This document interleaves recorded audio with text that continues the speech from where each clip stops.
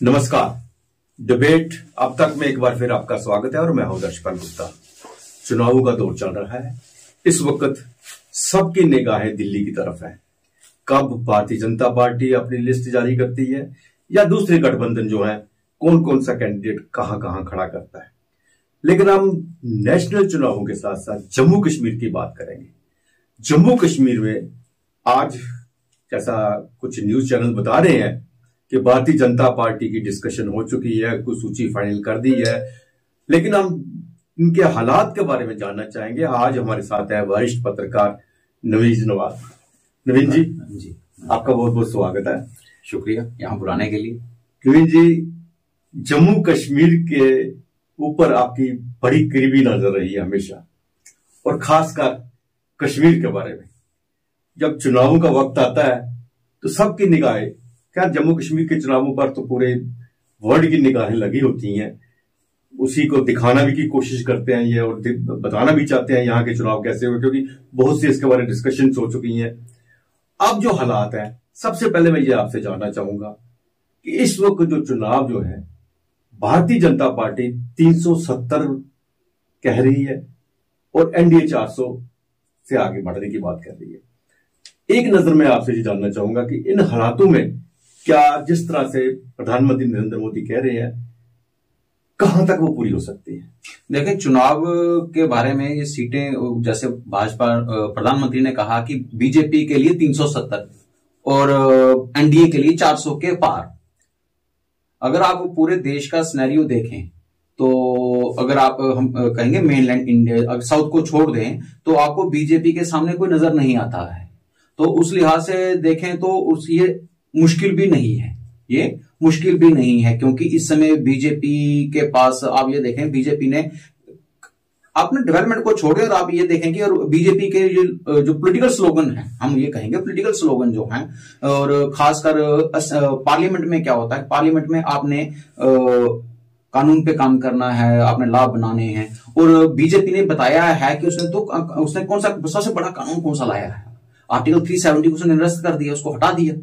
ये बहुत बड़ा स्लोगन था। तो उसने क्या किया कि लोगों को एक नई उम्मीद दे दी है कि ये भी कुछ करके दिखाते हैं, ये कुछ करके दिखाते हैं जिससे सीधा आम आदमी की भावनाएं जुड़ी होती हैं। तो वो वाली एक वो एनर्जी, जो पुश है ना, जो पेट्रोल उसके कहेंगे डबल इंजन की सरकार में जो पेट्रोल जो चल रहा है, वो उसको 370 की उम्मीद पूरी देता है। ठीक है, लेकिन आप ये कहेंगे कि अभी चुनावों की घोषणा नहीं हुई है और चुनाव होते होते 2 महीने और लगेंगे।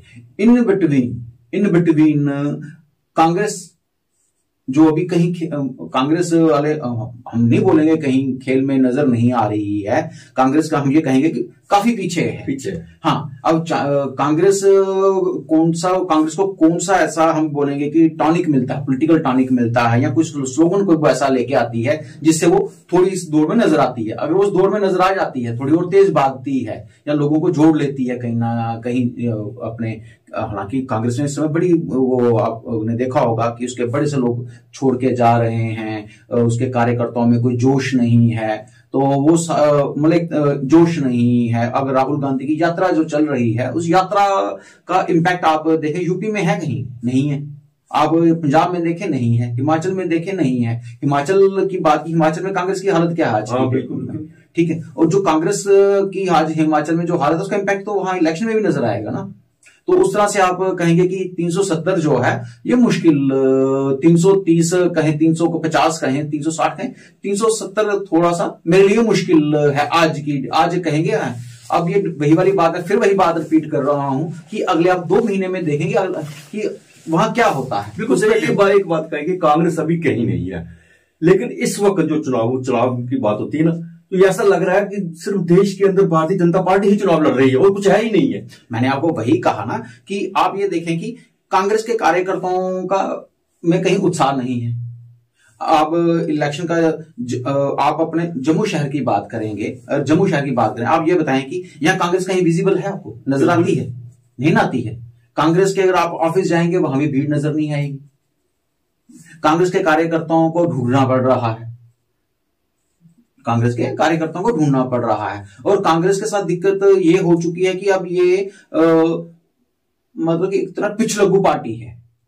ये पिछलग्गू पार्टी है, ये देखते दूसरे क्या कर रहे हैं। अगर मैंने किसी का अलायंस भी करना है तो मैं अपनी शर्त तो पहले बता देता हूं, फिर अल्टीमेटली क्या होता है कि मैं ना अच्छा यार ये उनके फिर जब वो अगला आपके साथ एग्जर्ट करता, कहता नहीं मुझे ये 10 नहीं, मुझे 4, मुझे 10 की 10 चाहिए। अच्छा फिर आप क्या करते हैं कि आप उसका नेगोशिएट करते हैं, अच्छा ठीक है भाई चलो तू 10 में तू 8 तू ले, 2 हमें दे दे। लेकिन पहले ये क्या कहते हैं कि भाई हम 10 में से हम 8 हाँ लेंगे, 2 तुम्हें देंगे।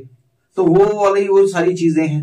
अब आप ये देखें कि आपके पास जम्मू कश्मीर में जिसपे जम्मू कश्मीर की बात, जम्मू कश्मीर में 5 सीटें हैं। आप बताइए 5 सीटों पे आज तक कांग्रेस अपना कुछ चेहरा जो है बिल्कुल नहीं, वो नहीं, बिल्कुल सब नहीं आया। मैं जम्मू कश्मीर की बात करने से पहले एक बात आपसे जरूर जानना चाहूंगा, क्योंकि आपने कहा कि कांग्रेस से बहुत से लीडर जो है छोड़ के जा रहे हैं, तो छोड़ के जा रहे हैं भारतीय जनता पार्टी में जा रहे हैं। लेकिन भारतीय जनता पार्टी से जो खबरें आ रही हैं, जो सूत्रों से हमें पता चल रहा है, कब से 100 से लेके 120 जो है सिटिंग एमएलए जो एमपी सिटिंग एमपी जो है और मिनिस्टर्स भी हैं उनमें, उनको टिकट नहीं दे रहे हैं, नए चेहरे को ला रहे हैं। तो क्या उनमें नहीं वो बगावत खड़ी हो सकती, वो भी उनको नुकसान पहुंचा सकती है? जिन टीम को लेके ये विश्व गुरु बनने जा रहे थे, जिस टीम को लेके पूरा गर्व से बात करते हैं हमने 10 साल में ये किया, उस टीम की छांटनी करेंगे तो उनको नुकसान नहीं होगा। आप ये देखें कि देखें हम ये कहेंगे कि हर व्यक्ति का एक रोल होता है, ठीक है। मेरा जब मेरी भूमिका, मेरा रोल खत्म हो जाता है तो मुझे पीछे हटना पड़ेगा, और नए चेहरे इसलिए भी लाने पड़ते हैं। आपको नई ऊर्जा चाहिए, आपको लोगों को दिखाना है। आप वही चीजें अगर रिपीट करेंगे, वही लोगों को रिपीट करेंगे, तो आप सवाल तो ये उठेगा ही ना कि आपने, भाजपा ने अगर आप देखें उसने परिवारवाद की राजनीति को बड़ा निशाना बनाया है। आज की डेट में भी वो गिनते हैं, आज भी वही चलता है। अब वो क्या कर रहे हैं कि जब 120 को हटाएंगे, 120 जो हटाएंगे तो वो उनके पुराने लीडर हैं ना, ठीक है। अब वो 120 को जो हटाएंगे तो वो लोगों को ये मैसेज कन्वे करेंगे कि भाई हम इनको हमेशा के लिए नहीं रखे हुए हैं, ये हमेशा के लिए आपके रिप्रेजेंटेटिव नहीं है। अगर आप इनसे, हमें लगा कि आप लोग इनसे थक गए हो और ये आप आपकी उम्मीदों पे कहीं पूरा नहीं कर रहे हैं, या संगठन की पार्टी की उम्मीदों को पूरा नहीं कर रहे हैं, इसलिए हमने इनको बदला है। तो ये नए चेहरे, आप इनको जो आपकी उम्मीदें पूरी नहीं कर पाए हैं तो ये लोग पूरी करेंगे, तो आप इनके साथ, आप इसलिए भी हमारा सहयोग करो। तो वो भी कहीं ना कहीं वोटर को ना मोबिलाइज करेगा बीजेपी के लिए। हाँ, एक पल के लिए मैं नाराज हो सकता हूं, लेकिन भाजपा का जो स्ट्रक्चर जो है उसमें संगठन बड़ा है, उसमें लीडर बड़ा नहीं है।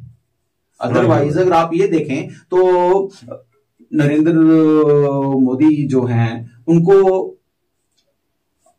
आज से 15 से या गुजरात से पहले कौन उनको जानता था, लेकिन कहां संगठन ने उनको लाया ना, बीजेपी ने लाया ना उनको भाई हमारे पास ये आदमी है, हमारे पास ये कार्यकर्ता है, हमारे का ये लीडर है, ये लोगों को लेके चल सकता है या लोगों को अपने पीछे लगा सकता है, ठीक है। ये उन्होंने दिया।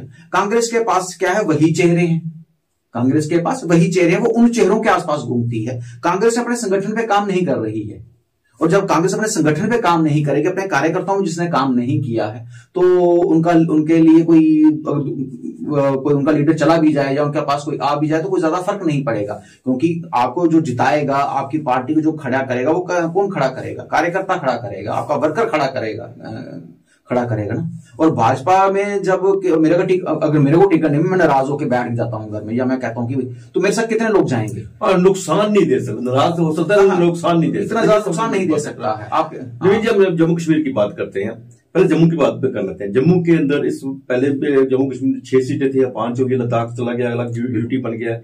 तो जम्मू में पहले 2 सीटें थी, हम 2.5 कह रहे हैं, बेसिकली 3 ही कमान है, लेकिन 2.5 कह रहे हैं। 2.5 कश्मीर में 3 थी, वहां 2.5 रह गई, 2.5 होगी। क्या स्थिति इस वक्त है जम्मू कश्मीर की, खासकर अनंतनाग राजौरी की सीट पे, जिसपे प्रधानमंत्री खास नजर है? देखिए, अनंतनाग राजौरी की जो सिचुएशन है ना, वो सबसे ज्यादा ट्रिकी है, ठीक है। हम ऐसे कहते हैं कि अगर आज की डेट में हम कहेंगे ना कि सबसे ज्यादा स्ट्रेटेजिक, जो कहेंगे सबसे ज्यादा प्रेस्टिजियस सीट जो है, प्रेस्टिजियस सीट जो सबकी नाक का सवाल बना हुआ है, वो कौन सी है? अनंतनाग और राजौरी की सीट है। अगर आप वहां के पॉपुलेशन के डायनामिक्स देखेंगे, और आप रिलीजन को देखेंगे, क्योंकि रिलीजन भी कहीं ना कहीं करता है, तो उस हिसाब से बीजेपी जो है पीछे है। अच्छा। लेकिन बात वही आ जाती है कि वहां बीजेपी के सामने कौन है? ठीक है। महबूबा, हम करते हैं पीडीपी की बात, जब हम करेंगे उसमें कि पीडीपी का उसमें बड़ा साउथ कश्मीर में बड़ा, आपका तो पुलवामा कट गया है, पुलवामा कट गया है। तो भाई अब आप जब आपका पुलवामा कट गया है, अब आप रह गए अनंतनाग में। तो अनंतनाग में तो बीजेपी का भी थोड़ा बहुत शेयर रहा है ना, बीजेपी के पास भी 15 से 20 हजार वोटर हैं।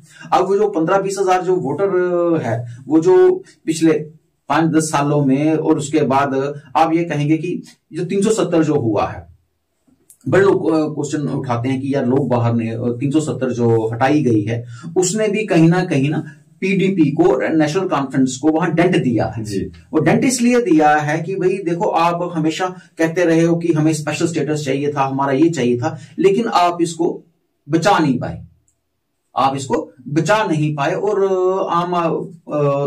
और दूसरा ये है कि आम आदमी के लिए वहां मुद्दा क्या है, डेवलपमेंट भी तो एक इशू है ना, तो वो कहीं ना, अच्छा दूसरा क्या है, पहाड़ी कम्युनिटी को भी, और अच्छा पहाड़ी कम्युनिटी में से का जो कहीं ना कहीं जो फायदा है, आप पहाड़ी कम्युनिटी में आपके पास हिंदू वोटर भी है, थोड़ा वो सिख वोटर भी है, और मोस्टली मुस्लिम वोटर है, मुस्लिम वोटर है, जो ट्रेडिशनली कहेंगे कि बीजेपी का वोटर नहीं रहा है, नेशनल कॉन्फ्रेंस का वोटर रहा है, या पीडीपी या कांग्रेस का, वो उन तीनों का वोटर रहा है ट्रेडिशनली, ठीक है। अब उस वोटर में से भी उस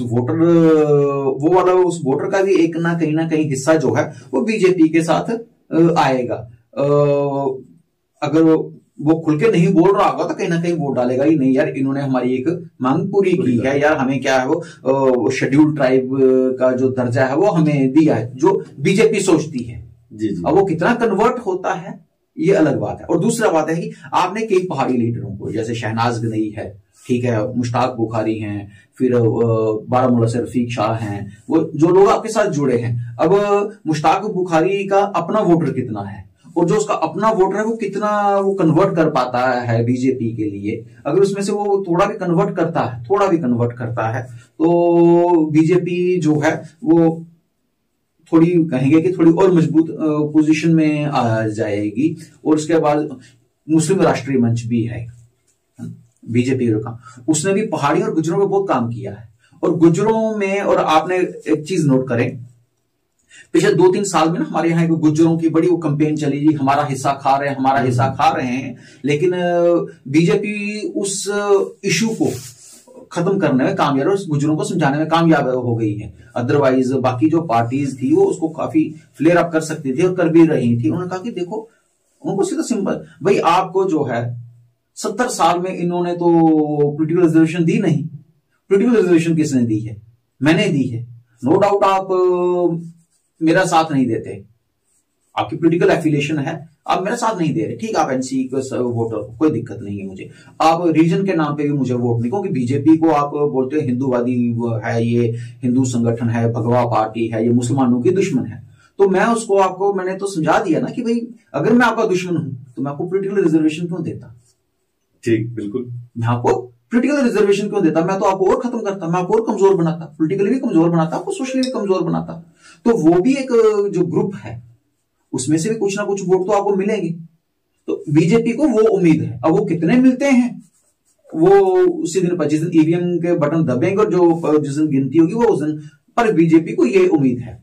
अब इसमें ये है कि उस बेल्ट में कैंडिडेट कौन उतरता है, महबूबा मुफ्ती, ये बहुत बड़ी बात है।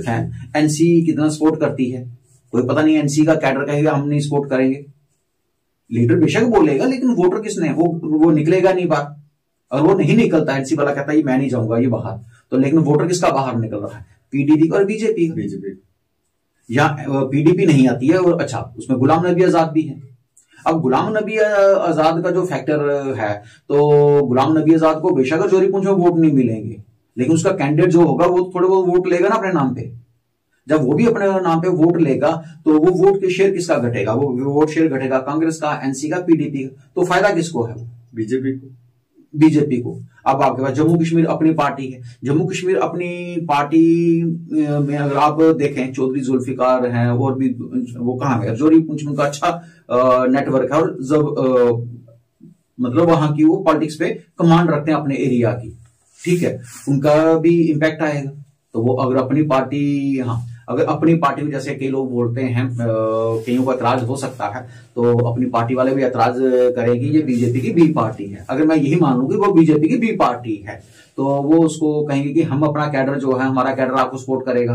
तो वो उनके जो लोग हैं वो अगर सपोर्ट करते हैं तो भी बीजेपी का फायदा है, और ना भी करें तो भी बीजेपी का फायदा है। और ये भी हो सकता है कि बीजेपी कहेगा कि नहीं जी, आप अपना कोई इंडिपेंडेंट कैंडिडेट खड़ा करो, या हम कोई एक इंडिपेंडेंट कैंडिडेट ले आते हैं जिसको आप स्ट्रेटेजिकली सपोर्ट करो। तो अल्टीमेटली फायदा किसका है? कुल मिला के कम है कि टफ कंपटीशन है, लेकिन बीजेपी के साथ चल रही है। हाँ, बीजेपी को हम ये कह सकते हैं कि बीजेपी इस समय हम ये कहेंगे 50-50 नहीं कहेंगे, हम बीजेपी के चांसेस 50+ कहेंगे। आज की डेट में 50+ कहूंगा, मैं 70 नहीं कहूंगा, मैं लेकिन 50+ कह सकता हूं। 50+ जिससे बीजेपी को होप है, और जिसके वो लगेगा मैं 50% मैंने मैच जीता हुआ है, तो फिर वो मैसेज भी कन्वे कर लेता है। और साथ में क्या है कि आज जब आप पावर में हो, बीजेपी आज पावर में है, और लोगों सीधा कि भाई प्रधानमंत्री नरेंद्र मोदी ने क्या कहा कि मैं भाई 2 जून को शपथ लूंगा, मतलब कि मैं प्राइम मिनिस्टर बनने जा रहा हूं। उसने डिक्लेयर किया है, उसका असर भी जो है कहीं ना कहीं वोटर पे आएगा। जब उसको पता लगे यार मैं दूसरे को, उसने हारना ही है, मैंने क्या करना उसको वोट, जीत ये रहा है, इसको दे दो, ठीक है। नहीं भी वो उसको देना है तो मैं यार उसको वोट डालने तो जाऊंगा, क्या मैं छुट्टी बिताता हूं, मैं घर में बैठता हूं, चाय पीता हूं, वो ये कहेगा। लेकिन उसका वोटर तो तब भी नहीं ना, लेकिन आपका वोटर तो आ गया ना।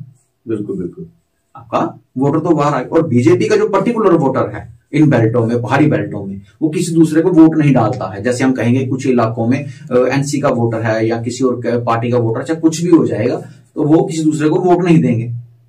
तो ये पहाड़ी बेल्टों में, जम्मू कश्मीर, चाहे डोडा की रही हो, चाहे ठीक है ना, तो आपका रजौरी पुंछ रहा है। तो अब बात करें, अगर जम्मू वाली 2 सीटों की बात करें, हाँ, जम्मू, रियासी और कठुआ, उधमपुर, डोडा की, तो यहाँ इनकी क्या पोजीशन रहेगी भारतीय जनता पार्टी की और कांग्रेस की, और आजाद का भी यहाँ थोड़ा बहुत दखल है?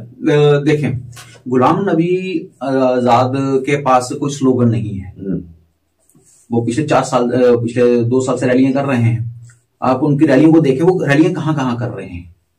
हालांकि उन्होंने कल हीरानगर में एक रैली करी है, और हीरानगर वो जगह है जहां से गुलाम नबी आजाद तो छोड़ो, राहुल गांधी भी अगर इलेक्शन लड़ेगा ना, राहुल गांधी को वहां इलेक्शन लड़ा देंगे कि भाई राहुल गांधी वहां के लोगों को कहे, तो उस बेल्ट में राहुल गांधी को भी आसानी से वोट नहीं मिलेगा। क्यों नहीं मिलेगा? वो गुलाम नबी आजाद ने अपने मुंह से खुद बोला हुआ है कि मुझे कोई अगर हराएगा जब पार्लियामेंट के इलेक्शन, तो मुझे हीरानगर वाली बेल्ट हराएगी। बिल्कुल, हुआ भी वही।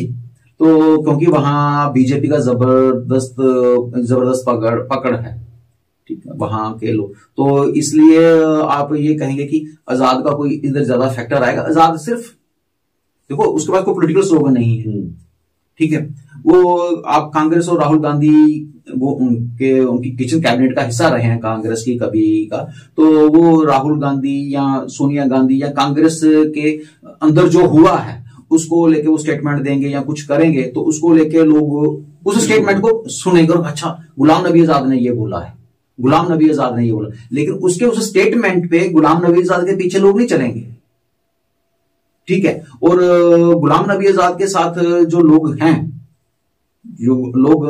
वो शुरू से ही गुलाम नबी आजाद के साथ थे। नए चेहरे तो है नहीं, बिल्कुल नए चेहरे तो है नहीं कि भाई उसने नए लोगों को जोड़ लिया है, और वो जो लोग कहीं काम भी कर रहे हैं, ठीक है। आजाद साहब आ रहे हैं दिल्ली से, सभी को उम्मीद है कि भाई यार ये दिल्ली में बड़ा मंत्री रहा है, इतनी देर मिनिस्टर रहा है सेंटर में, एक बार सीएम रहा, शायद ये सीएम भी बन जाए। क्योंकि बीजेपी कहती है ना कहीं हम अभी हिंदू सीएम और कभी मैं जीएम जम्मू का सीएम दूंगी, तो उनको लगता है कि शायद कहीं गुलाम नबी आजाद ना हो। कई जगह वो एक्सेप्टेबल भी है, लेकिन गुलाम नबी आजाद हैं क्या? बेसिकली कश्मीरी। गुलाम नबी आजाद डोगरा मुस्लिम नहीं है, बिल्कुल, ठीक है ना, जिसको हम कहेंगे जम्मू का मुस्लिम है। मेरी बात कहीं को लगे, लेकिन वो है क्या है? कश्मीरी मुस्लिम है ना, उनकी लैंग्वेज कश्मीरी है। अब वो बेशक भद्रवाह में रहते हैं, भद्रवाही बोलते होंगे, लेकिन उनका मेन फोकस क्या रहता है? कश्मीर। तो अब ये कह सकते हैं कि दोनों सीटें जो है भारतीय जनता पार्टी जो है इसमें स्ट्रांग है। इसमें अब स्ट्रांग देखे, अब तभी तो कहा ना कि कोई दूसरा तो खिलाड़ी है नहीं यहाँ पे, ठीक है ना। अब पिछला इलेक्शन जो था वो किसने जीता? भारतीय जनता पार्टी। 2014 का भारतीय जनता पार्टी ने जीता।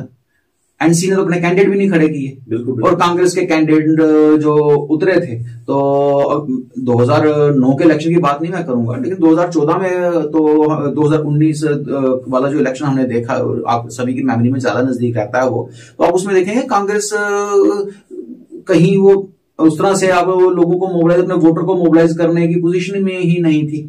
और उसका फोकस भी क्या था, फोकस भी उनका वो था कि भाई जो हमने सरदार वोट लेना है, हमने मुस्लिम वोट लेना है, हमने गुज्जर वोट लेना है। ठीक है भाई, आप वो पहले ये मान चुके हैं कि भाई जो हिंदू है वो इन्हीं को वोट देगा, वो हिंदू है वो इनको वोट देगा। भाई हिंदू क्यों खाली बीजेपी को वोट देगा, वो आपको भी वोट दे सकता है, वो शर्तें आप उसको भी अप्रोच करो, आप उस तक भी पहुंचो। आप उसके पता को पहुंच नहीं रहे।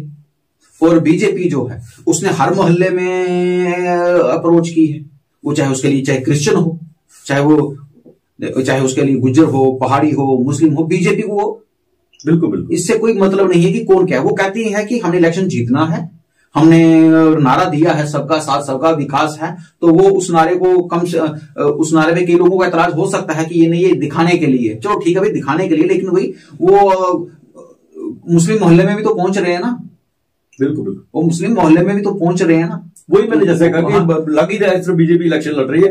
नवीन जी, मैं कश्मीर के 2 सीटों में हम बात करते हैं, क्योंकि वहां आपका बहुत एक्सपीरियंस है, आपने बहुत समय गुजारा है और वहां की रिपोर्टिंग की है, वहां हर चीज को जानते हैं। वहां की जो आप 2 सीटें, एक सीट तो निकल गई अनंतनाग के साथ, 2 सीटें जो है श्रीनगर की और बारामूला की है, उन वहां की क्या पोजीशन? आप देखिए क्या है कि जो श्रीनगर की और कश्मीर की जो पॉलिटिक्स है ना, वो ना जम्मू की पॉलिटिक्स से डिफरेंट है। ठीक है, अब क्या है कि वहां कश्मीर में जो कैडर बेस्ड पार्टी है, जो कैडर बेस्ड पार्टी रही है शुरू से, वो है नेशनल कॉन्फ्रेंस। ठीक है, और दूसरी वहां रही है जमाते इस्लामी। ठीक है, अब क्या है कि नेशनल कॉन्फ्रेंस का कैडर जो है, जैसे हम कहते हैं कि बीजेपी का हर मोहल्ले में कैडर है, एनसी का भी कैडर जो है वो हर मोहल्ले में है, चाहे वो नाराज है उसे, चाहे कुछ भी है।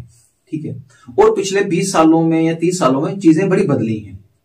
अब क्या है कि नेशनल, पहले वहां आपके पास सिर्फ नेशनल कॉन्फ्रेंस थी, एक बड़ी पार्टी, उसके बाद वहां कांग्रेस होती थी, फिर उसके बाद एक पर्टिकुलर एरिया में मीरवाइज का प्रभाव था, मीरवाइज था, फिर नॉर्थ में जैसे अभी सज्जाद गनी लोन वाले आ गए जी, पीपल्स कॉन्फ्रेंस हो गई है, वहां इस तरह करके था, मोहल्ला कहेंगे टाउन वाइज कहेंगे, किसका जो प्रभाव रहा है, तो उस प्रभाव में वो अलग अलग लोग बढ़ते, तो एनसी का कैडर हर जगह था जो एनसी को बेनिफिट देता था। फिर पीपल्स डेमोक्रेटिक पार्टी आई, उसके साथ कांग्रेस का कैडर, पीपल्स डेमोक्रेटिक पार्टी का अपना कैडर नहीं है, वो कांग्रेस का कन्वर्ट किया, उसका एक तरह से कांग्रेस का कैडर है। फिर उसके पास कहीं ना कहीं जमात का कैडर भी गया है, और फिर कुछ उसके साथ वो लोग भी जुड़े जिनको लगा कि यार हमारे लिए हमारे पास नेशनल कॉन्फ्रेंस में आगे बढ़ने की जगह नहीं है, रहता ना कि मेरे को मैं दूसरी जगह चला जाता हूं, तो वो लोग भी गए वहां पे। और यही आज की डेट में वहां आप देखें जम्मू कश्मीर अपनी पार्टी, ठीक है, तो उसकी भी स्थिति यही, उसका कैडर कौन है, जो पीडीपी से निकला है, जो पीडीपी से निकला, थोड़ा बहुत नेशनल कॉन्फ्रेंस से आया, थोड़ा उधर से लिया, थोड़ा उधर से लिए, उसने किए हैं, कुछ उसके साथ भी लोग जुड़े हैं। तो अब आगे की वहां की सीट की क्या है, अगर आप वहां के हालात को देखेंगे या वहां की लोकल पॉलिटिक्स को देखेंगे, तो एनसी जो है वो मजबूत है, एनसी मजबूत है। और पीडीपी के साथ एक नुकसान है, देखो पहले क्या होता था कि पहले हम वहां एक स्लोगन चलता था, पीडीपी ही स्लोगन देती थी या और दूसरे भी लोग स्लोगन देते थे कि ये जो नेशनल कॉन्फ्रेंस है ये बीजेपी को, कि इसने बीजेपी के साथ हाथ मिलाया है, इसने देखो जी ऑटोनॉमी का जो रेजोल्यूशन था उसने ठंडे बाद फिर भी इसने रिजाइन नहीं किया है, ठीक है, ये उस पार्टी के साथ है जो वो वहां जो वर्ड यूज करते रहे हैं लोकल लोग, वो गुजरात दंगों को लेके जो नरेंद्र मोदी के लिए उन्होंने वर्ड यूज किए हैं, वो कहते हैं उसका साथी है, इसके हाथ खून से रंगे हैं, ये बला बला 10 चीजें बोलते रहे हैं। लेकिन पीडीपी ने बाद में सरकार किसके साथ बनाई, जिसको भारतीय जनता पार्टी के साथ, तो मतलब कि आम लोगों में ऐसी ये चला जाएगा कि भाई देखो हमने तो खाली एक जगह रहे जब ये कर रहा है, उसके बाद हमने से हाथ नहीं मिलाया है।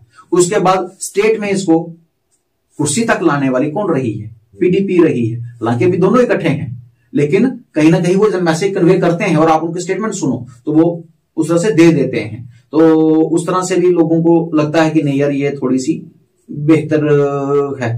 और एनसी का ऑर्गेनाइजेशनल स्ट्रक्चर जो है बाकियों से ज्यादा मजबूत, बाकियों से ज्यादा मजबूत है। और कश्मीर की पॉलिटिक्स में मैंने आपको ये बताया ना, जैसे कि एक पर्टिकुलर बेल्ट में एक का होल्ड अच्छा है, एक की बेल्ट में दूसरे का होल्ड अच्छा है, उस तरह से भी चलता है। अब आप हाँ, वहां कैंडिडेट भी डिपेंड करेगा। अच्छा, कैंडिडेट इसलिए डिपेंड करेगा, अगर वहां कैंडिडेट का चेहरा ज्यादा इंपॉर्टेंट नहीं हो तो उमर अब्दुल्ला इलेक्शन नहीं हार, उमर अब्दुल्ला ने 2 इलेक्शन हारे हैं। कहां से? एक उसने हारा गांधरबल में, एक उसने गांधरबल में हारा, दूसरा उसने असेंबली इलेक्शन की बात कर रहा हूं मैं, 2002 के जो इलेक्शन हुए उसने गांधरबल में इलेक्शन हारा। तो उसके बाद उसने श्रीनगर में अपने घर के बाहर वाली सीट, जहां का वो वोटर भी है, वोटर था सोनवार में, उसने सोनवार का इलेक्शन भी हारा। और जीता कहां? वो डिस्ट्रिक्ट बड़गाम की सीट पे आके जीता। तो ये उससे ये पता चलता है कि वहां के लोगों ने उमर अब्दुल्ला कहां जीता? डिस्ट्रिक्ट बड़गाम में जीता। ठीक है, अब इस बात को लोग इस तरह से भी कहेंगे कि नहीं, देखें जी मुफ्ती सईद, तो आप ये देखें कि मुफ्ती सईद ने वहां इलेक्शन कब जीता? मुफ्ती सईद ने वहां तो पहले इलेक्शन हारे हैं, लेकिन जब लोगों को लगा कि नहीं, इसके पीछे एक फोर्स है, उसको जमात का भी मिला साथ, और भी बड़े फैक्टर थे उस समय। और उस समय था कि लोगों को लगता कि हमें एनसी को सबक सिखाना है। 96 का लोगों ने कहा हमें एनसी को सबक सिखाना है, तो उन्होंने पीडीपी को लाया, लोगों को कई जगह लाया। मतलब वो उन्होंने नेशनल कॉन्फ्रेंस को सबक सिखाने से पीडीपी पे पीछे नहीं आए, लोग पीछे नहीं हटे। मतलब एक तरह से रिजेंटमेंट तो है ही है ना। बिल्कुल बिल्कुल, लेकिन इस वक्त नेशनल कॉन्फ्रेंस ने दोनों कैंडिडेट अपने डिक्लेयर कर दिए वहां पे। आप देखें नेशनल कॉन्फ्रेंस तो ने कैंडिडेट अभी कहां उसने फाइनल किए? अभी फाइनल नहीं, लेकिन है कि 2 जगह पे वही है ना। अब मैं वही आपको बता रहा हूँ कि कैंडिडेट कौन सा कैंडिडेट कहां लड़ेगा। नहीं, इस वक्त तो यही आ रहा है कि फारूक अब्दुल्ला और उमर अब्दुल्ला दोनों इलेक्शन लड़ रहे हैं। देखें, मैं वही बता रहा कि पहले आ रहा था उमर अब्दुल्ला जो है कि बारामूला सीट से लड़ेंगे, और डॉक्टर फारूक अब्दुल्ला श्रीनगर सीट से लड़ेंगे। तो भाई श्रीनगर सीट पे तो डॉक्टर फारूक ने इलेक्शन हराया है 2014 का।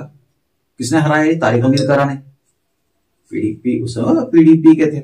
और आज की डेट में पीडीपी जो है, तारिक हमीद करा भी कांग्रेस में है। तो अब वही वाली बात है कि जो भाजपा है, और हाँ, जम्मू कश्मीर अपनी पार्टी, जम्मू कश्मीर अपनी पार्टी जो है वो कौन सा कैंडिडेट, क्या वो कैंडिडेट खड़ा करती है? नहीं करती है, खाली मैदान छोड़ती है।